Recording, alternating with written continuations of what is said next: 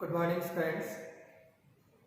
आज हम मैथमेटिक्स के सेकंड पेपर में एक नया चैप्टर स्टार्ट करने जा रहे हैं, कर्वेचर, वक्रता।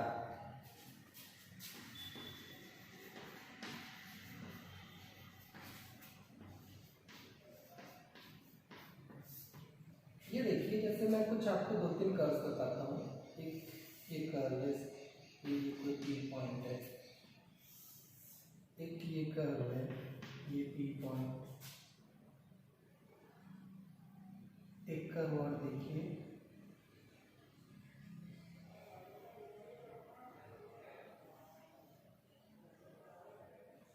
ये पी पॉइंट। इन सारे कर्व्स में देखिए, ये इस पॉइंट पर अगर हम देखें ना, तो जो कर्व में चेंज हो रहा है, यहाँ पे कर्व थोड़ा सा मुड़ रहा है, यहाँ पे कुछ ज्यादा टर्न कर रहा है, यहाँ पे कुछ और कम कर रहा है। तो ये जो चेंज हो रहा है कर्व की शेप में, ये जो कर्व मुड़ रहा है, ये जो मोड़ है, ये कितना है? ये तीनों कर्व में आपको दिख रहा है कि अलग अलग है, लेकिन ये न्यूमेरिकली कितना डिफरेंट है। मैथमेटिकली अगर हम कुछ कैलकुलेट करना चाहें कि ये कर्व किस तरह से मुड़ रहा है, कितना, वो चीज हम यहाँ पे इसमें कर्वेचर में डिस्कस करेंगे। देखिए, अपन सबसे पहले बात करते हैं कि कर्वेचर है क्या।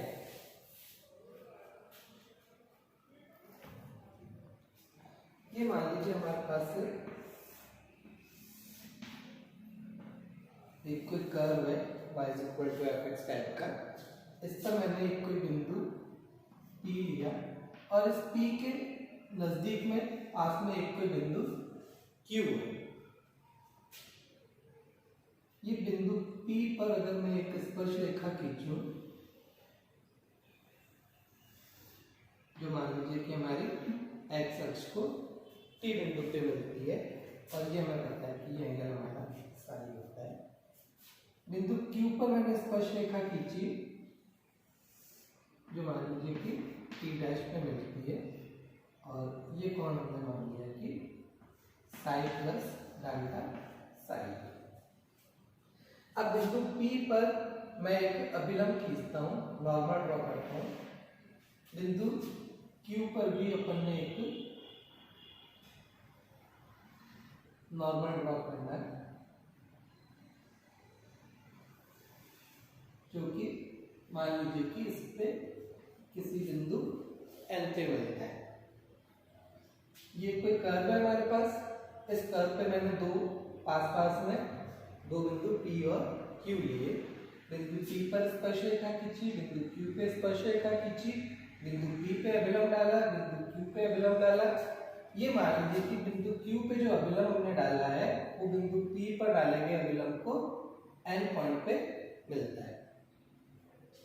अब ये बिंदु Q जो है, वो बिंदु P के काफी पास में है, और अब मैं इस बिंदु Q को अगर बिंदु P की तरफ लाऊं, यानी कि Q टेंड्स टू P करें अगर हम, ये बिंदु Q जो है वो जैसे जैसे बिंदु P के पास में आता जाएगा, ये पॉइंट हमारा इधर लाऊं मैं, तो क्या होगा, ये एंड पॉइंट मेरा कहीं थोड़ा और आगे की तरफ शिफ्ट करेगा। ये Q यहाँ आया, तो ये जो नॉर्मल होगा वो P यहाँ तक पहुंचेगा, और आगे लाऊंगा कहीं और आगे तक पहुंचेगा। तो जैसे जैसे ये बिंदु Q को हम P की तरफ लाएं, ये P एंड पॉइंट जो है वो हमारा और ऊपर की तरफ थोड़ा थोड़ा शिफ्ट करता जाएगा। तो जब ये Q अपना एक तरह से मान लें कि हम P पर आ गए, तो ये जो नॉर्मल है, ये मान लीजिए कि बिंदु C पर मिलते हैं।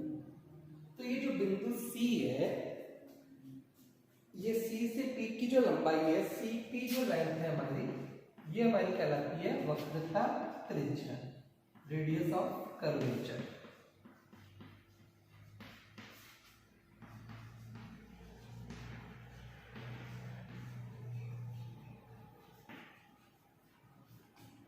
इसको हम ग्रीक लेटर रो से रिप्रेजेंट करेंगे।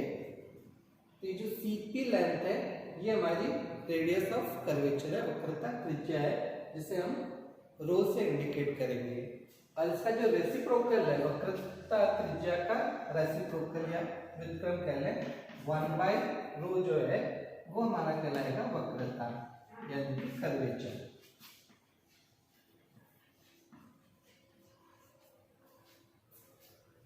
अब अगर इस बिंदु C को केंद्र मानते हुए और वक्रता त्रिज्या को रेडियस मानते हुए एक वृत्त बनाया जाए, एक सर्कल ड्रॉ किया जाए, तो उस सर्कल को हम कहेंगे वक्रता वृत्त, सर्किल ऑफ कर्वेचर। अब ये चीज हमारे समझ में आ गई कि रेडियस ऑफ कर्वेचर क्या है और कर्वेचर क्या है। कर्वेचर तो क्या है, रेडियस ऑफ कर्वेचर का रेसिप्रोकल। रेडियस ऑफ कर्वेचर क्या है, एक कर्व है हमारे पास, उस पे दो बिंदु है P और Q। इन दोनों बिंदुओं के नॉर्मल्स जो है वो जिस पॉइंट पे मीट कर रहे हैं, वो पॉइंट जब Q P की तरफ टेंड्स करता जाएगा, तो जब Q टेंड्स टू P होगा तब ये नॉर्मल जिस पॉइंट पे मीट कर रहे हैं, मान लीजिए कि वो C पॉइंट है, तो C पे डिस्टेंस जो है वो हमारी रेडियस ऑफ कर्वेचर है। अब बात करते हैं कि ये रेडियस ऑफ कर्वेचर हम फाइंड आउट कैसे करेंगे।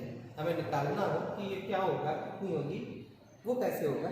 तो उसके लिए देखिए, ये बिंदु P पर हमने टेंजेंट ड्रॉ किया था जो कि x अक्ष के साथ में साइन एंगल बनाता है। Q पे जो टेंजेंट ड्रॉ किया वो x अक्ष के साथ में साइन प्लस डेल्टा साइन कोण बना रहा है। सो ऑब्वियसली दोनों टेंजेंट्स के बीच का एंगल ये हमारा डेल्टा साई हो गया। दोनों टेंजेंट्स के बीच में एंगल डेल्टा साई है, तो ऑब्वियसली दोनों नॉर्मल्स के बीच में भी एंगल डेल्टा साई आएगा।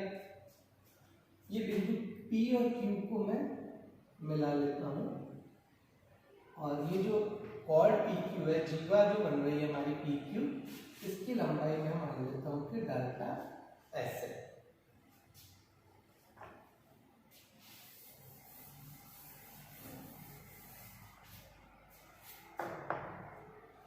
ये देखिए P और Q पे टेंजेंट्स जो थे वो x अक्ष के साथ में साई और delta Sai plus delta Sai angle बना रहे हैं, यानी दोनों टेंजेंट्स के बीच का एंगल डेल्टा साई। दोनों टेंजेंट्स के बीच का एंगल डेल्टा साई है, तो दोनों नॉर्मल्स के बीच का एंगल भी डेल्टा साई आएगा। ये एंगल हमारा डेल्टा साई हो गया, और ये हमने P और Q को ज्वाइन कर लिया, तो ये हमारी जीवा PQ, और ये जो आर्क PQ है हमारी, उसकी लेंथ को मैंने डेल्टा S मान लिया। तो जो आर्क PQ है वो तो हमारा डेल्टा S है, और जो कॉर्ड PQ है वो तो कॉर्ड PQ है ये हमारी। अब देखिए इस ट्राइंगल PNQ में अगर हम देखें, PNQ इस ट्राइंगल में हम देखें बाय साइन लॉ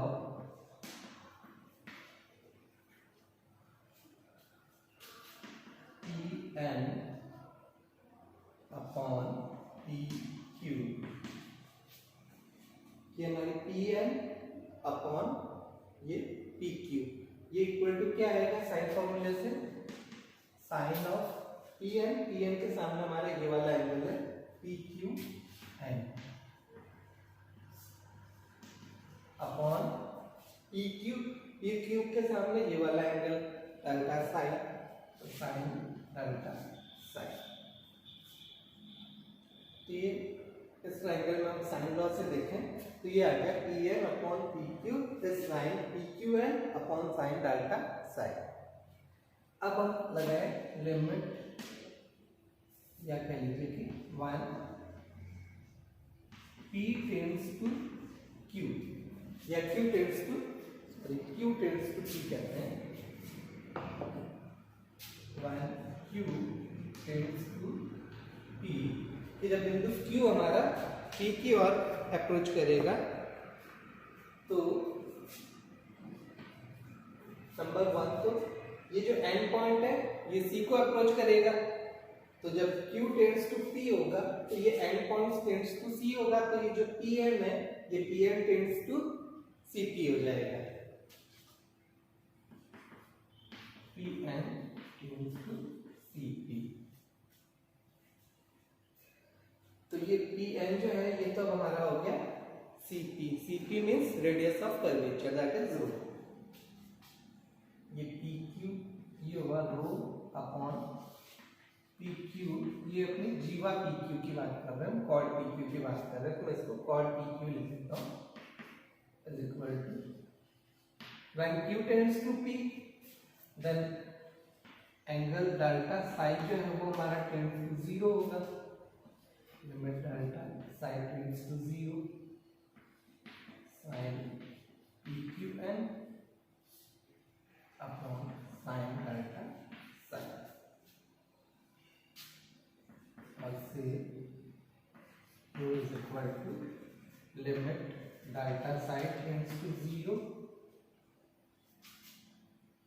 ये और PQ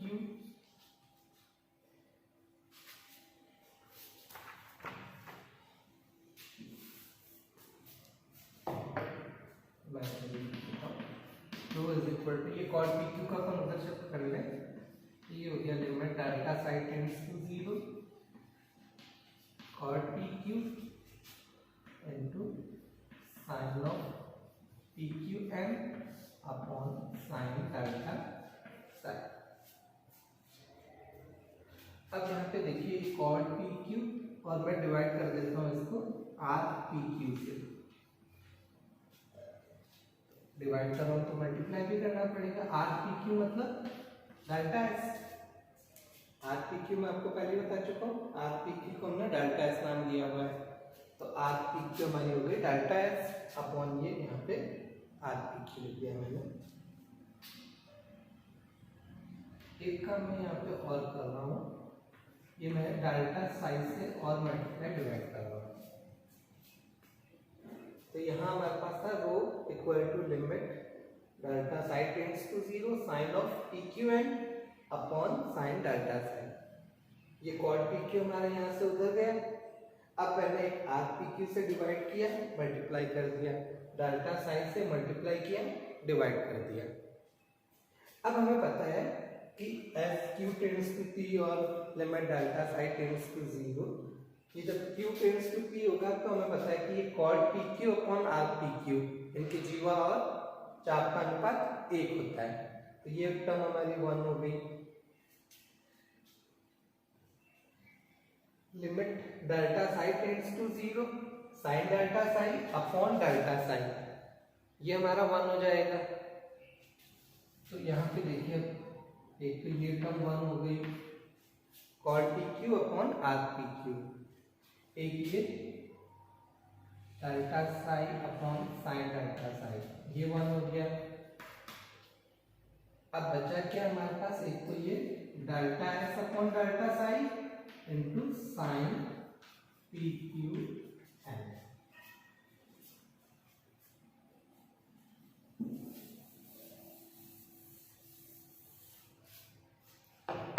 so rho equal to limit delta psi tends to 0 delta S by delta psi into sin of PQN।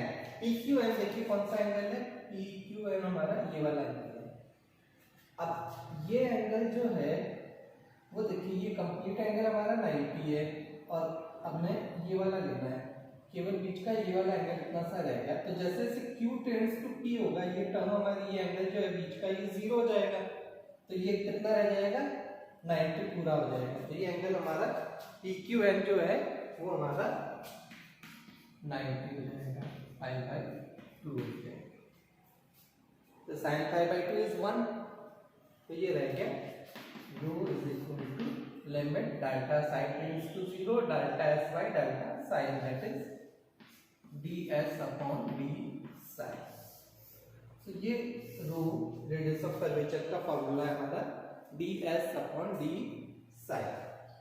तो कर्व अगर हमारे पास s और साई की टर्म्स में हो तो रेडियस ऑफ कर्वेचर उसको डायरेक्ट डिफरेंशिएट करके ds बाई d साइन निकाल के हमें मिल जाएगा, रो हमारा होगा ds upon d sine. s और साई के टर्म्स में जो कर्व होता है इसको हम कहते हैं नैश समीकरण। जैसे y और x में इक्वेशन होगी तो हम कहेंगे कि वो कार्टेशियन इक्वेशन है, r और थीटा में होगी तो हम कहेंगे कि पोलर इक्वेशन है। इसी तरह से अगर कोई कर्व s और साई के टर्म्स में हो तो वो कहलाता है उसकी मेष समीकरण, इंस्टेंट इक्वेशन। अब इसके बाद में नेक्स्ट अपन बात करते हैं कि कर्व हमारा कार्टेशियन फॉर्म में हो, x और y के टर्म्स में हो तो हम रेडियस ऑफ कर्वेचर कैसे निकालेंगे।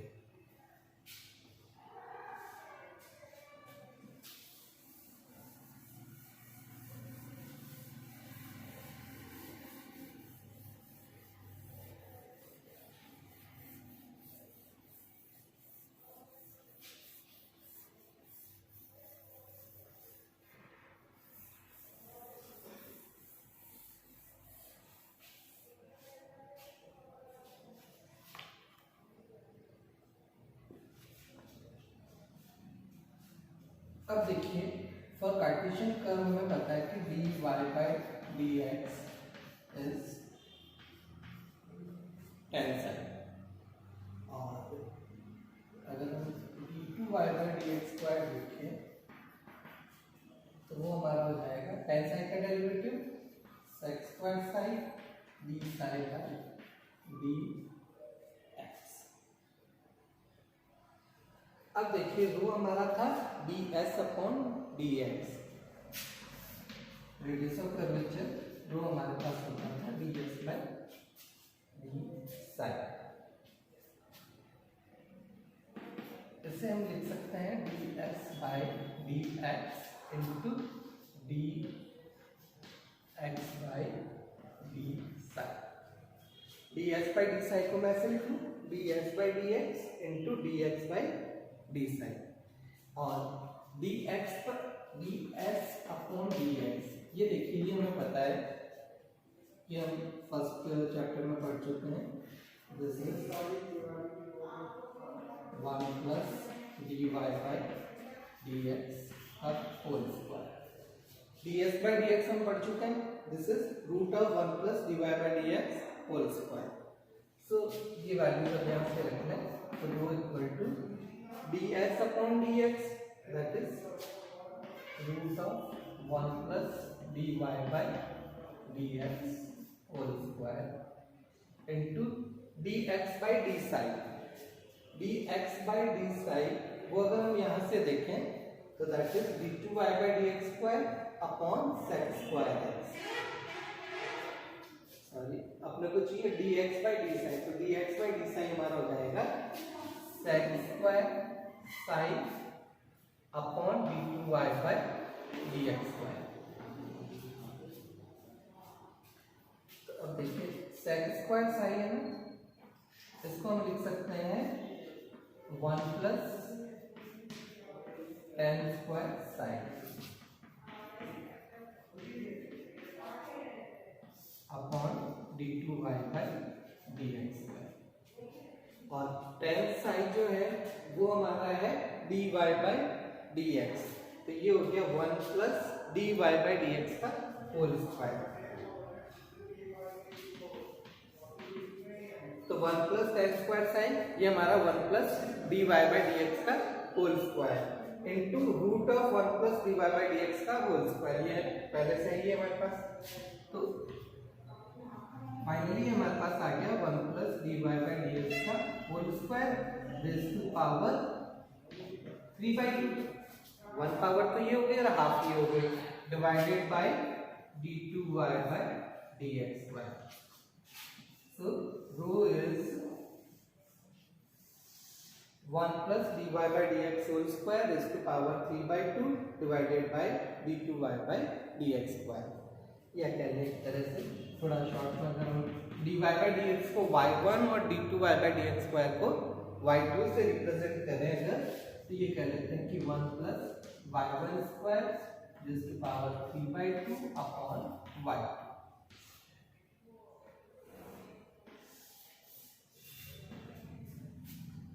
तो ये इस तरह से हम कार्टेशियन कर्व के लिए radius of curvature find out कर सकते हैं। इसी तरह से अगर पैरामेट्रिक कर्व की बात करें, पैरामेट्रिक कर्व्स के लिए देखें तो पैरामेट्रिक कर्व्स के लिए भी हमें पता है कि ds by dx लेना होगा, तो यहाँ पे हम फॉर्मूले इसके अकॉर्डिंगली चेंज कर सकते हैं, और चाहे तो डायरेक्टली हम पैरामेट्रिक कर्व है वहाँ से पैरामेट्रिक कर्व से ही dy by dx और d2y by dx को निकाल के वैल्यूज वहाँ पुट कर दें।